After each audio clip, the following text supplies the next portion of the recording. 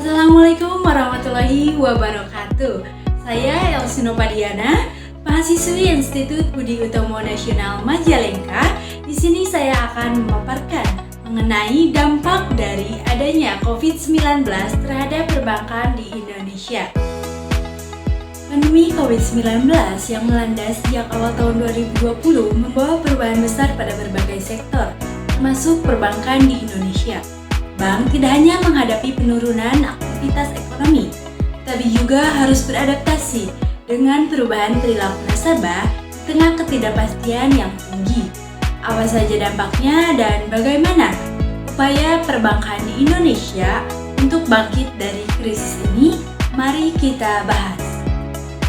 Ketika pandemi melanda, aktivitas ekonomi melambat drastis. Banyak bisnis tutup, PHK massal terjadi, dan daya beli masyarakat menurun. Hal ini berdampak langsung pada perbankan, terutama dalam bentuk penurunan penyaluran kredit dan juga peningkatan non-performing loan. Dengan banyaknya nasabah yang mengalami kesulitan membayar cicilan, pendapatan bank dari bunga juga menurun. Sementara itu, kebutuhan likuiditas meningkat untuk mendukung restrukturisasi kredit. Pandemi juga mengubah cara nasabah berinteraksi dengan bank. Transaksi digital meningkat tajam, sementara kunjungan ke kantor cabang turun drastis akibat pembatasan sosial. Pandemi mempercepat transformasi digital di sektor perbankan. Bank Mandiri mencatat peningkatan transaksi digital hingga 50% melalui aplikasi Livit.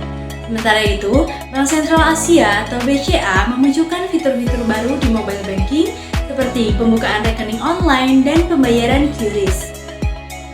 Bank Indonesia menurunkan suku bunga acuan ke level terendah sepanjang sejarah untuk mendorong kredit.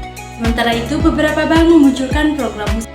Misalnya, Bank CIMB Niaga menghadirkan program simpel dan aman untuk membantu nasabah menyimpan dana secara efisien. Sementara itu, Bank Syariah Indonesia atau BSI memberikan pembiayaan berbasis syariah kepada pelaku usaha kecil. UMKM merupakan sektor yang paling terdampak pandemi, namun perbankan berperan penting dalam membantu mereka untuk terus bertahan. Misalnya, Bank BRI memberikan kredit usaha rakyat atau KUR dengan bunga rendah kepada lebih dari 7 juta pelaku UMKM di seluruh Indonesia. Sementara itu, Bank Mandiri mengembangkan pelatihan digital untuk membantu UMKM beralih ke platform online. Pandemi tidak hanya menjadi tantangan, tetapi juga membuka peluang besar bagi sektor perbankan untuk terus berinovasi. Dampak pandemi COVID-19 terhadap sektor perbankan Indonesia sangat besar, namun berbagai upaya yang dilakukan telah menunjukkan hasil yang positif.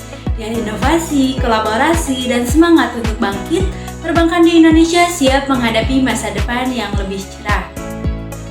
Sekian pemaparan materi dari saya. Terima kasih. Wassalamualaikum warahmatullahi wabarakatuh.